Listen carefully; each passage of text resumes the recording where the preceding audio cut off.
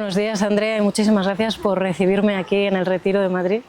Yo estoy encantada de que me hayas concedido este tiempo y de que podamos hablar de un tema realmente que considero esencial para toda aquella persona que quiera interesarse por el yoga, pero también para toda persona que quiera interesarse por temas de orientalismo. Fíjate que me ha movido mucho el conocer todo lo que haces. Es realmente interesante todos los cursos que das y tu propia formación. Y esta entrevista, que va a versar sobre Samkhya, mi primera pregunta es ¿por qué una persona debería sentir interés por acercarse a esa filosofía del Samkhya? ¿Por qué crees que podría ser necesario? Bueno, Cuéntanos. esta es la mejor pregunta para introducir este tema, ¿no? Yo siempre digo que la mejor sabiduría hay que buscarla en las fuentes. Esto no necesariamente lo dice el Samkhya, pero el Samkhya sí que abre en su primer karika, en su primer verso, se hace la misma pregunta que la que estás haciendo tú.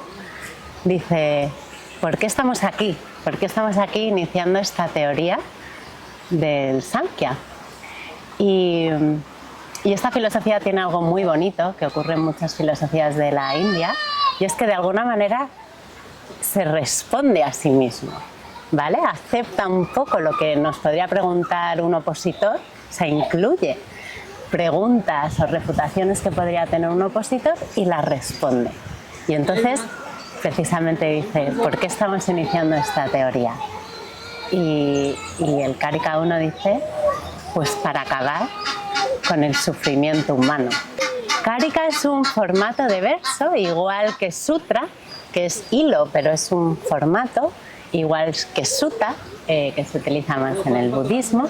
Karika es un verso, el Samkhya Karika de alguna manera tiene 70 o 72, ya sabes que en esto de la India pues siempre hay diferentes comentaristas, algunos pues extraen, suman, ¿no? Pero bueno, digamos que son 70 karikas que resumen de alguna manera en esta especie de aforismos el método y la reflexión que hace el fundador del Samkhya, que es Kapila, ¿no?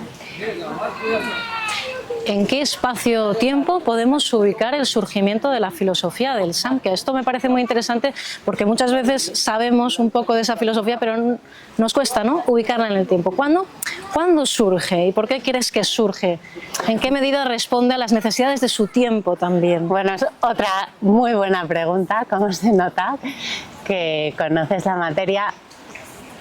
Con esto de las fechas en la filosofía de la India hay que ser un poco flexible. Sí. Pero bueno, es verdad que este método es probablemente el más antiguo, o una de las filosofías más antiguas. La filosofía de la India es de tradición fundamentalmente oral, y esto se atribuye al sabio de Kapila, pero no nos queda ninguna prueba textual.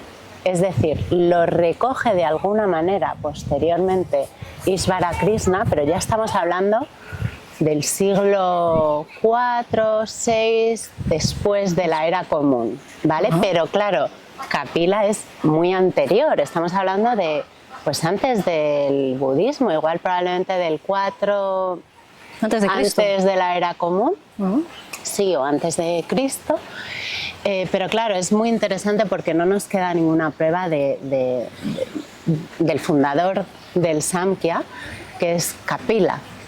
Que también aquí, como tantas otras cosas, hay varios Kapilas, ¿no? O sea, y uno nunca sabe porque dices, no puedes haber vivido tantos siglos, ¿no? Pero la tradición, igual que a Patanjali, que al final Patanjali pues, fue un erudito, un médico y también el compilador de los Yoga Sutras, pero probablemente es difícil creer lo que afirma la tradición de que fue todas esas personalidades, ¿no? Kapila es uno de los grandes sabios.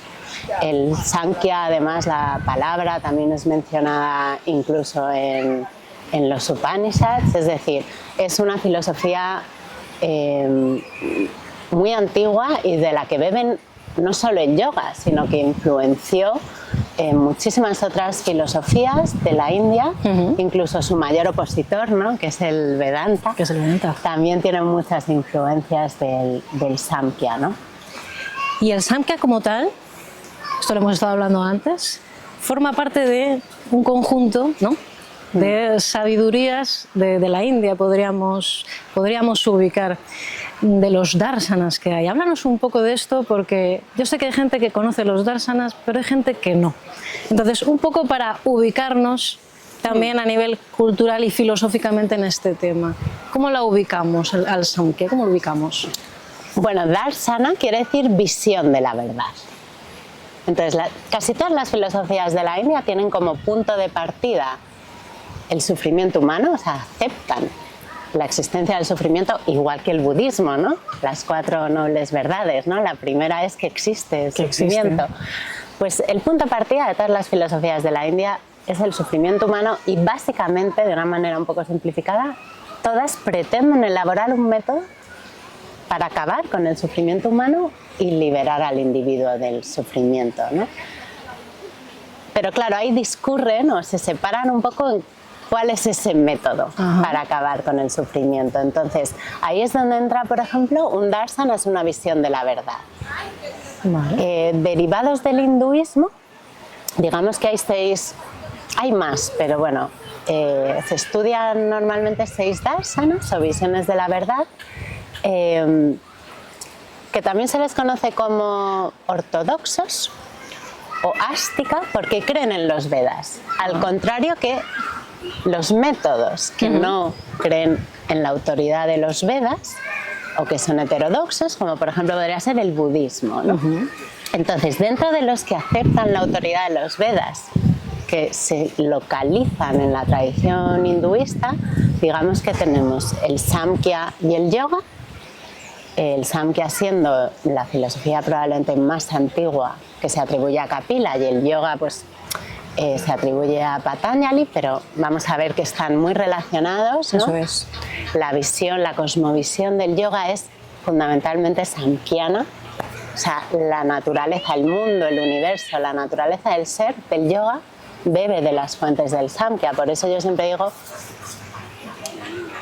que es muy interesante dar unas pinceladas o entender un poco de cuál es la base de la filosofía Samkhya antes de introducirnos en el estudio de los Yoga Sutras de Patanjali. Hay otras 2 que también son muy conocidas, el Vedanta y el Mimamsa, que también suelen estudiarse conjuntamente, y luego también está el Vaisheka y el Ñaña. Y entonces, digamos que estos 6 darsanas, bueno, pues cada uno localizados dentro del hinduismo y dentro de que aceptan la autoridad de los Vedas, pero luego van a diferir, ¿no? Sí, y se van a retar, es muy bonito. Es muy bonito porque estas escuelas se retan entre ellas y se responden. Es decir, es muy bonito también porque son elegantes en la manera en que a veces aceptan que haya una refutación, ¿no? Esto también lo hacían los jainistas, que son muy elegantes al integrar. Cada uno luego defiende lo suyo, pero de alguna manera se reconocen, ¿no? Que esto es algo que... Esto ya no salimos, pero ojalá hoy en día reconociéramos en todos los debates o las exposiciones las refutaciones del contrario y empezáramos por ahí, ¿no? Como empieza el Samkhya, ¿no? Que dice, ¿por qué estamos aquí? Y entonces el Samkhya, luego fíjate que dice, pues para acabar con el sufrimiento humano, y luego dice, porque las teorías que tenemos hasta ahora son válidas, pero no consiguen acabar con el sufrimiento humano. Te voy a dar yo una solución duradera, definitiva, para acabar con el sufrimiento humano. Entonces, quiero decir, no es un... Cada uno tiene su método y lo expone, pero bueno, utilizan de alguna manera esta integración, ¿no?, de la oposición, que creo que también es muy bonito. Podríamos decir que hay una retroalimentación entre estas darsanas, entre estos puntos de enfocar como quitar o eliminar ese sufrimiento, ¿no? Esos puntos de partida se retroalimentan y conversan entre sí, que esto siempre ha pasado. En la actualidad es algo más diferente, pero yo creo que en la antigüedad creo que esto era una común, que se conversara entre sí, entre filosofías y entre sabidurías. Continuando un poco con con esta charla tan interesante, ya que el Samkhya propone ese método o esa vía para la extinción de sufrimiento en el individuo humano. ¿Cuáles son esos métodos o qué propone realmente el Samkhya para este fin? La gran pregunta, ¿no? Ojalá lo pudiéramos resumir en un minuto, pero de nuevo está muy bien traída porque los siguientes karikas del texto nos dice, bueno, es que para poder acabar con el sufrimiento, primero nos tenemos que preguntar quién es el que sufre. Y entonces el texto ya se convierte en un texto metafísico, ontológico, ¿no? De entender cuál es nuestra verdadera naturaleza, cuál es la naturaleza del ser. Se hace la pregunta de ¿quién sufre?, que es lo mismo que preguntarse ¿quién somos? Y aquí es donde la filosofía Samkhya establece una cosmovisión dualista. Seguro que has oído hablar, sé que lo conoces perfectamente, que el Samkhya o el yoga tienen cosmovisiones dualistas. ¿Dualistas? ¿Por qué hablamos de dualismo? Pues porque ellos consideran que todo esto que vemos, todo el universo, se puede reducir a dos principios fundamentales: a lo matérico y a lo espiritual. Todo aquello que cambia, que es impermanente, que está sujeto al cambio, ¿no? O sea, esta flor, el viento, ¿no? El sol. Nosotros mismos. Nuestras emociones son cambiantes, nuestro pensamiento es cambiante. Todo eso es un principio, que es lo que se llama, en este caso, Prakriti, y lo diferencia de otro principio que lo considera pues todo lo contrario. Al final es dualista porque se opone, ¿no? Dice todo lo que no cambia, lo que es permanente, lo que no está sujeto a cambio.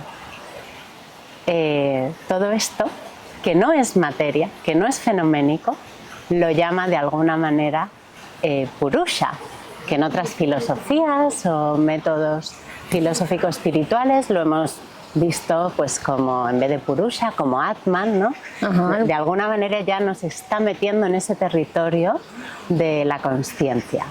Otra manera de verlo es, pues, un observador. Siempre tiene que haber algo que observa y algo que es observado, ¿no? Y esa es la pregunta que nos hace el Samkhya. ¿Quién es el que sufre?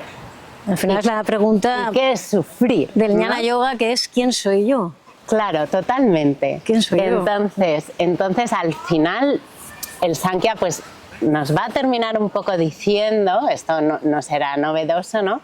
Que nosotros somos consciencia, somos Purusha, que si nos identificamos con lo que cambia, estamos cayendo en la mayor ignorancia existencial. Tanto para el Samkhya como para el yoga no hay mayor, es una ignorancia, no es intelectual, es existencial sobre la naturaleza del ser.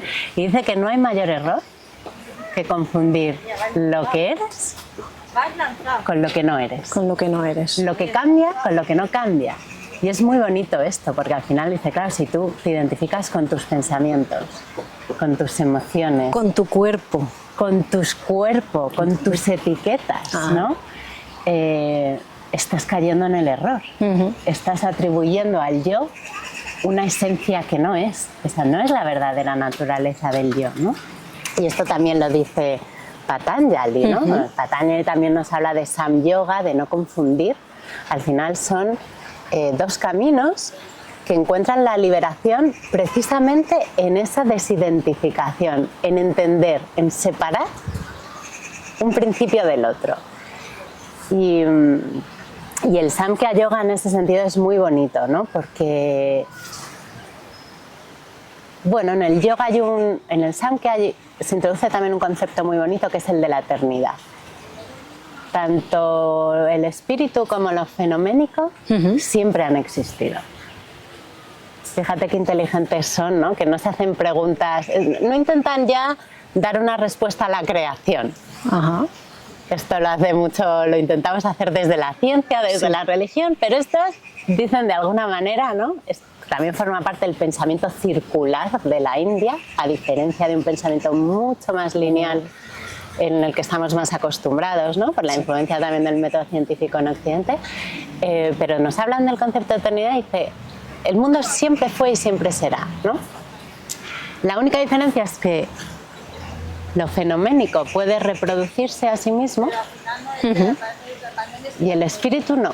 No tiene esa particularidad porque ya es, digamos, ya es. Lo que yo siempre digo es que todo lo permanente realmente es lo que no puedes conocer, como cuando conoces lo fenoménico. Y este punto para mí es muy difícil porque normalmente tendemos a hacernos una idea de lo que es la eternidad. Cuando ya entras en este tipo de filosofías y empiezas a estudiar, te planteas que es realmente lo permanente, ¿no? Que es realmente lo eterno. Porque si tú no eres el cuerpo, tú no eres tus pensamientos, lo que ves al final cambiará y mutará. Y al final no es permanente, ¿no? Entonces, ¿qué es permanente? Pues es todo lo que no... Al final yo me respondo, es todo lo que yo humildemente no puedo conocer. Me respondo un poco esto porque digo, tengo que reconocer mi limitación, ¿no?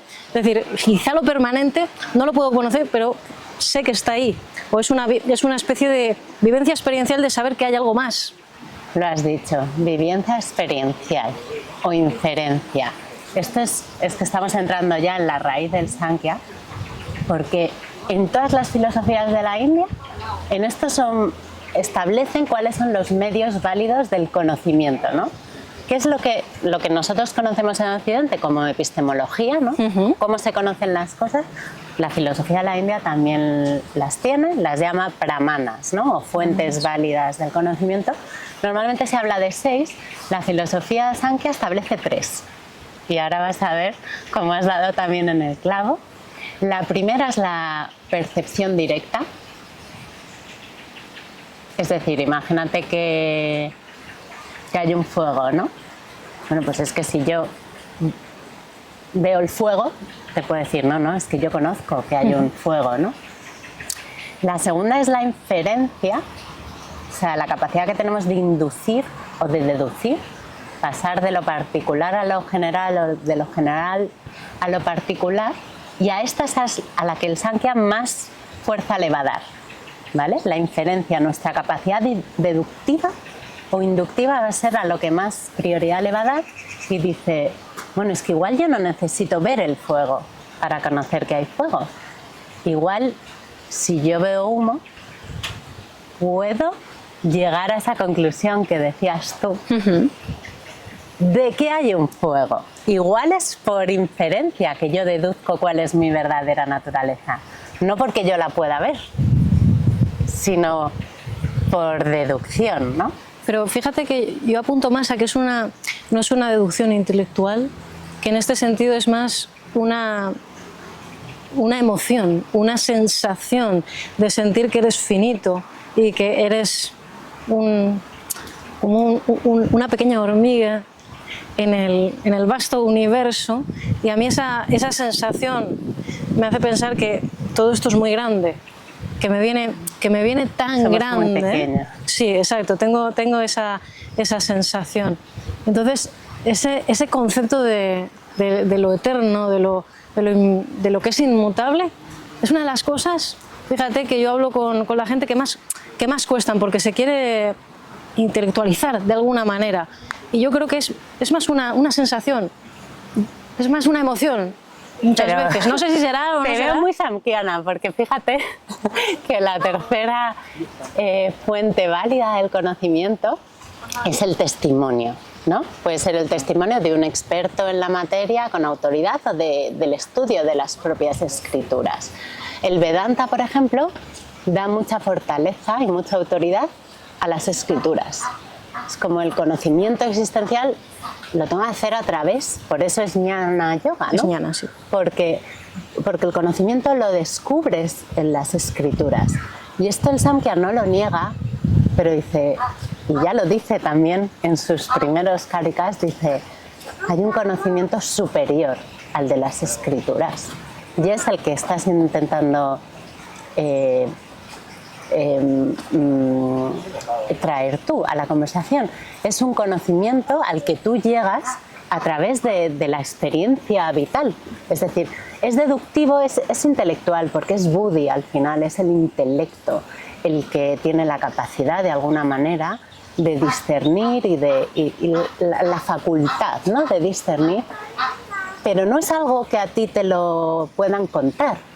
No. Tienes que llegar tú, Claro. a esa propia conclusión, y por eso también es muy importante decir que Prakriti o lo fenoménico tampoco es algo a evitar, ni para el Samkhya ni para el yoga. O sea, no debemos entender el mundo, ¿no?, en el que vivimos, en este espacio y este tiempo, como tú bien decías, ¿no?, qué pequeños somos, que solo estamos aquí unos años, en este lugar, y a saber, ¿no?, cuál es el espacio y cuál es el tiempo.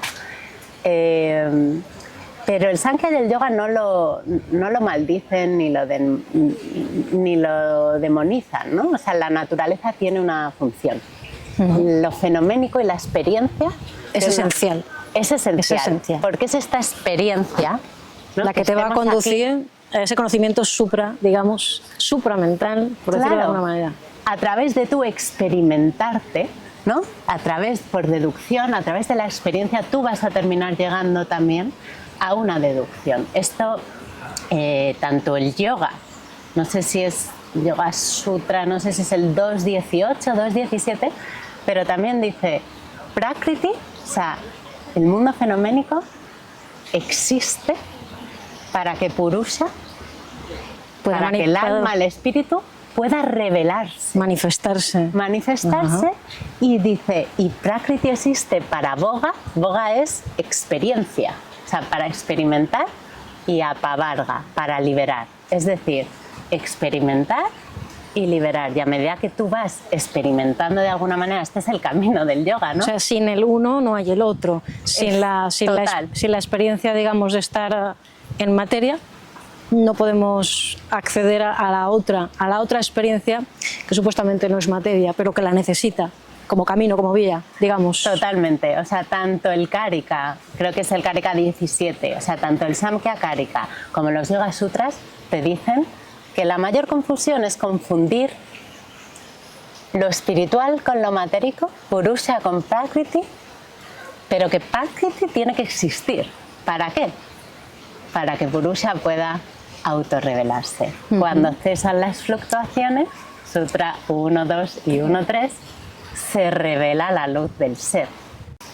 Vamos ahora pues a la componente práctica del Samkhya, y esta es una pregunta que le hago a todas las personas que invito al canal, y es: ¿el Samkhya propone una vía de realización con el cuerpo para poder manifestar esto que estamos comentando? Es decir, para poder como liberarse del sufrimiento. ¿Hay alguna práctica o técnica que proponga el Samkhya a este respecto? Qué buena pregunta, Silvia. Bueno, vamos a ver. El Samkhya de alguna manera es fundamentalmente filosófico intelectual. Quiero decir, lo enmarcaríamos más en el Jnana Yoga. Se suele decir, puesto que la cosmovisión y metafísica del yoga es samkhya, que el Samkhya es como la teoría, ¿sí?, y el yoga sería el Samkhya con una capa práctica para el método. Como si uno fuera la lista de los ingredientes y el otro fuera la receta de cómo cocinarlo, ¿no? Vale. Con también un añadido que es la idea de Ishvara, de Dios. Porque aunque el Samkhya se ubica en las tradiciones de alguna manera, bueno, que derivan del hinduismo, brahmánicas y demás, no menciona en ningún momento la idea de Dios. La idea de Dios, al contrario, por ejemplo, que este es el objetivo, este es el foco del Vedanta, ¿no? La naturaleza de Brahma y Brahman, ¿no? Del alma y de un alma superior cósmica o de un Dios, ¿no? El Samkhya en esto no se mete, porque como ya te decía antes, para el Samkhya el mundo siempre fue y siempre será. Lo único que sí, para explicar un poco la creación, lo que dice es que la naturaleza puede estar en un estado inmanifestado, en equilibrio. Los tres gunas, del que beben también muchas otras filosofías, están en equilibrio, sea, el mundo existía pero estaba en equilibrio, es lo que se conoce como avyakta. Y luego se manifiesta, entramos en procesos otra vez cíclicos, ¿no? De creación y disolución, de creación y disolución, esto es, ya está en creación. Por eso decía que Prakriti puede producirse a sí mismo, Purusha no. Purusha ya es. Purusha ya es, no puede tampoco observarse a sí misma, que volvemos un poco a la pregunta, ¿no? Que tú me hacías antes. Claro, yo a mi verdadera naturaleza tengo que llegar de alguna manera por experiencia, por reflexión, por deducción, por inducción, o sea, no me puedo ver a mí mismo, ¿no? Y esto, de alguna manera, es el problema y es la solución. Fíjate qué inteligentes son en el Samkhya, ¿no? Que de alguna manera dice, cuando el universo pasa de ese estado inmanifestado, los 3 gunas están en equilibrio.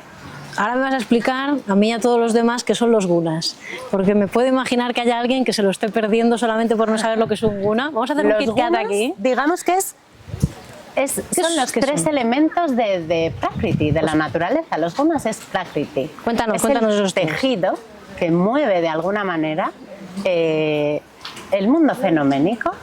Entonces, por ejemplo, están sattva, ¿no? Que es lo que está asociado a la luminosidad. Vale.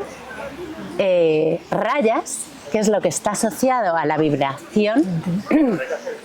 Y luego tamas, que es lo que está asociado como a la inercia, ¿no? A lo que pesa, a la pesadez, un poco como si la fuerza, la gravedad te llevara como hacia abajo, ¿no? Vale, la luminosidad, digamos que te aligera. Pero fíjate que al final este equilibrio-desequilibrio del tejido natural, ¿no? De los 3 gunas también forma de alguna manera nuestra naturaleza psicofísica, es decir, nuestra mente tampoco está nunca en equilibrio, o sea, siempre puede predominar en un momento u otro esos caracteres, ¿no? Esos caracteres, hay veces que estás, ¿no? O sea, de alguna manera más tranquilo, a veces estás más rayásico, ¿no? Más agitado, más apasionado.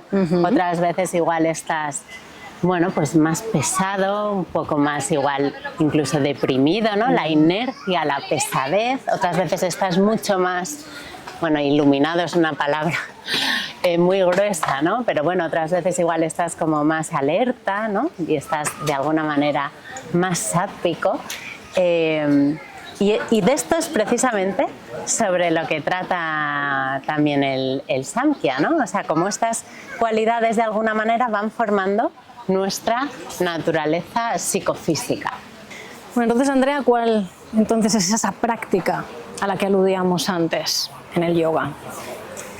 Bueno, el yoga de Patanjali, ya estamos hablando de algo más posterior, ¿no? Del siglo III-IV después de la era común. Claro, el método más conocido es el método de los 8 pasos, ¿no?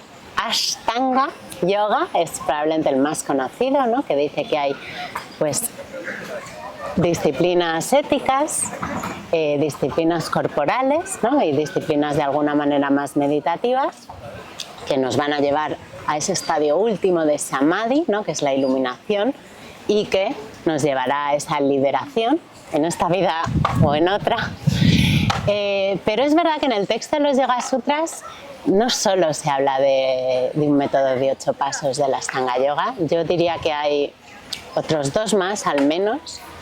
Hay un método de 2 pasos, que es el de la práctica y el desapego, ¿no? Abhyasa y Vairagya, que está también muy relacionado con eso que hablábamos antes del Samkhya, ¿no? De experimentar y liberar, ¿no? De experimentar la vida para liberar, para luego ir pudiendo ir acercándonos, ¿no? Al conocer esa verdadera naturaleza del ser. Ese sería un método de 2 pasos que se ve muy reflejado continuamente a lo largo de los 196 sutras. Y luego hay otro método, que es lo que también se conoce como el Kriya Yoga, que es un método de 3 pasos, que además toma algunas disciplinas éticas ya del método de la Ashtanga Yoga, o sea, empieza ya a entrelazar los métodos. Y hacerse mucho más complejo, por lo que estoy viendo. Y bueno, y más práctico, ¿no? Al final te tiene que establecer un poco un sistema, y el Kriya Yoga al final tiene 3 elementos, ¿no? Que por un lado es el autoestudio, por otro lado es tapas, y por otro la austeridad, y por otro lado, bueno, tapas está relacionado con fuego también, con quemar, ¿no? Con ir limpiando impurezas, el autoestudio, y luego hay un último que es Ishvara Pranidhana. Ishvara, volvemos aquí a hacer referencia de Dios, que incluye o que añade Patanjali, que es un poco la devoción o la fe, o la devoción, la entrega a Dios. Pero yo aquí, por no confundir a la gente, creo que si bien Patanjali sí que menciona a Ishvara como un Dios, no le atribuye funciones creadoras. Es decir, Dios no creó el mundo, ya lo hemos dicho, ¿no? El mundo siempre fue y siempre será. La naturaleza, de alguna manera, pasa de un estado inmanifestado a manifestado. Y el Dios de Patanjali, de alguna manera, tiene funciones igual más ético-morales, ¿vale? Como de una creencia en algo probablemente que nos pueda orientar en la vida, pero ni tiene funciones creadoras del universo, ni tiene tampoco la facultad, no es un Dios redentor, ¿vale? Entonces, en este sentido, no es, hay que matizarlo un poco. Para finalizar esta maravillosa entrevista, Silvia, muchas gracias. Gracias a ti. Esto ya es casi a título personal, pero yo creo que todos los textos consiguen abrirnos mucho el intelecto, ¿no? El corazón. Al final, yo siempre lo digo, no es un conocimiento meramente intelectual, es un conocimiento existencial, ¿no? Acerca de nuestra verdadera naturaleza, de la naturaleza esencial del ser. Y yo creo que si el Karika empieza y se abre, ¿no? Preguntándonos ¿qué somos? ¿Quién soy yo? En sus 25 tattvas, en su numerología, nos da también una pista de cuál podría ser la respuesta, ¿no? Y nos dice que no hay que confundir cuando Purusha, cuando el alma se mira en el universo, la naturaleza actúa como un espejo. Y entonces Purusha, que es, bueno, nuestra esencia espiritual, es luminosa, es inmanente para la teoría del Sankhya y del yoga, por lo menos.